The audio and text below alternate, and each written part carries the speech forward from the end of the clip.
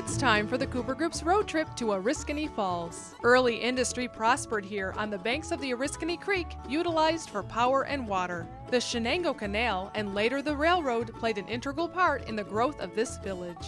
The mineral found in this region became the namesake for the Limestone Ridge Historical Society. Originally it was called Cassidy Hollow, and it was founded by Colonel Thomas Cassidy. And from what I gather, he built a grist mill here down near the falls. It was powered by water power. And it was renamed Oriskany Falls in 1888. Okay. It was one of the busiest villages between Utica and Binghamton because of the Shenango Canal. The Shenango Canal ran right through the park across the road. You saw that? Mm-hmm. And we had like 5 locks in the village of Oriskany Falls. It was very, very busy. So people came here, they worked here. There was a brewery. Oh, there was many woolen factories, cap factories, all kinds of factories here in Oriskany Falls. The canal was started in 1834. It took 2 years to build. It was 99 miles long. It was built by hand, and it took 2 years, and it's hard to believe. In 1836, it was opened, and it was abandoned in 1876 or 75, along in there. And why did they abandon it? They abandoned it because of the railroad. The railroad came through. And the railroad was abandoned because of the roads and the trucking. It's a Limestone Ridge Historical Society. Now that's an interesting name because usually you name it after your town. Why is it called that? Well, it was called the Town of Augusta, or Augusta Historical Society, and then it was reorganized in 1975, and they wanted a new name. They just wanted to get it, they didn't want it to be the Town of Augusta. So they figured we were on a limestone ridge that runs from Virginia to Canada, and we have the quarry here, we have Hanson Quarry, and they renamed it the Limestone Ridge Historical Society.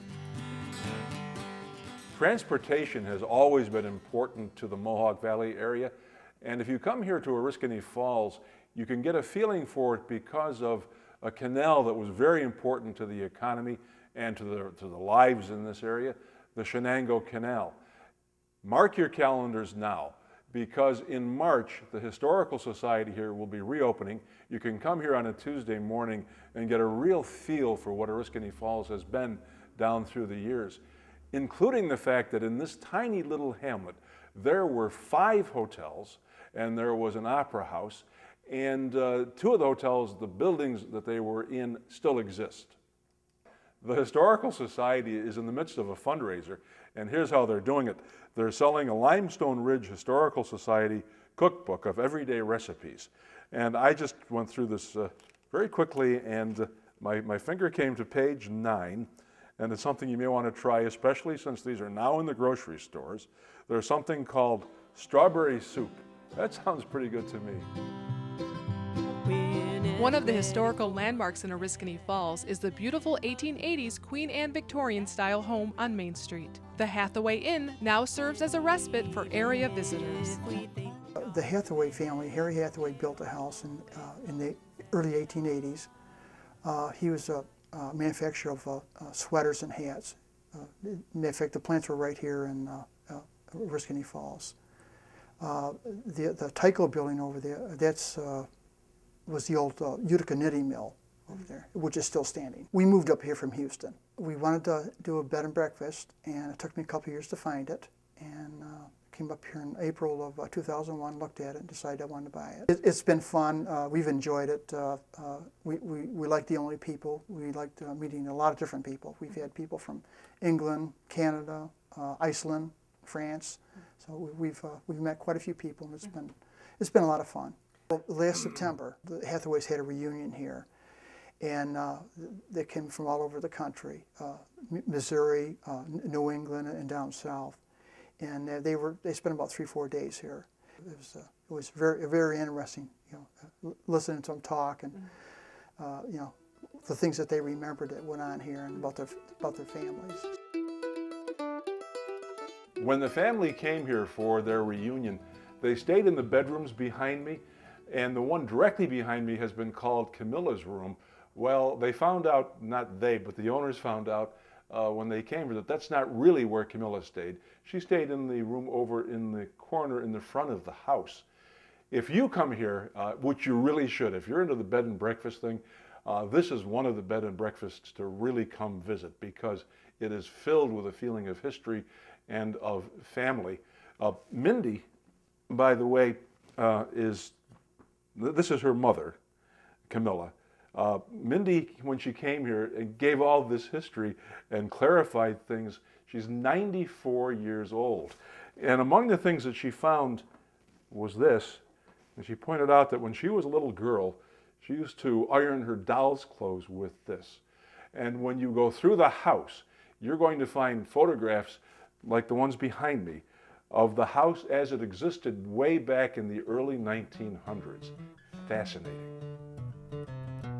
When I think of the places I've been and the people that I've met, it's really only a handful that I just can't forget. When you come into Oriskany Falls on Route 12B and you go around the curve, the first thing that greets you is this structure, the stone church. Well, today we're going inside. Come on along.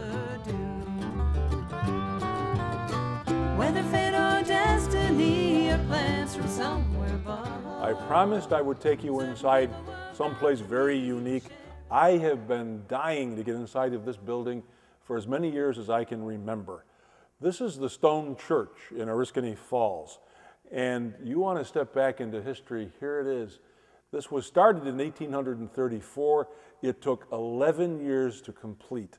And it was made entirely from limestone from this area, and it is just, well, I'm glad I got inside. I have to imagine that this is where the choir must have sang. Then you walk down the aisles, and it's raked, it's on an angle, and you find yourself at the front of the church at this beautiful altar.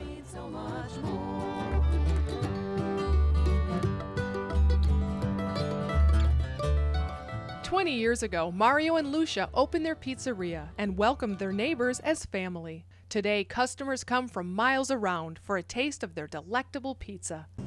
Hey, welcome to Mario's Pizzeria in Oriskany Falls. How you doing? Something special about this? Oh yeah, this On the back, turn it. this is a 20 years anniversary. Oh! We've been over 20 years. Maybe I should put it on now. Oh, absolutely. You got to. Yeah, look nice. You look gorgeous. Yes.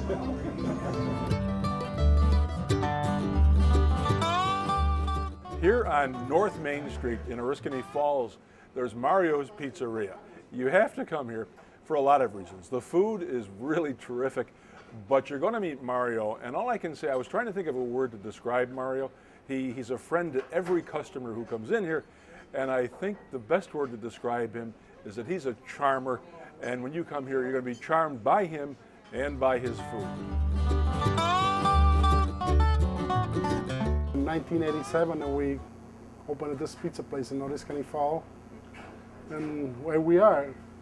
And thanks to the people of Oriskany Falls and the community and around on Oriskany Falls, we've been doing great. So, you know, Well, what do people here like most? What do people come here for? me. Did I say it right? Maybe it's you who fills up. People have been coming here for 20 years because of the food, and you can find out for yourself today. And when you come in, Mario has promised that for Mohawk Valley viewers, he will flip a pizza and also then give you one half price. Around the Mohawk Valley, let's see what we can see. It's time for the Cooper Group's road trip. It's time for the Cooper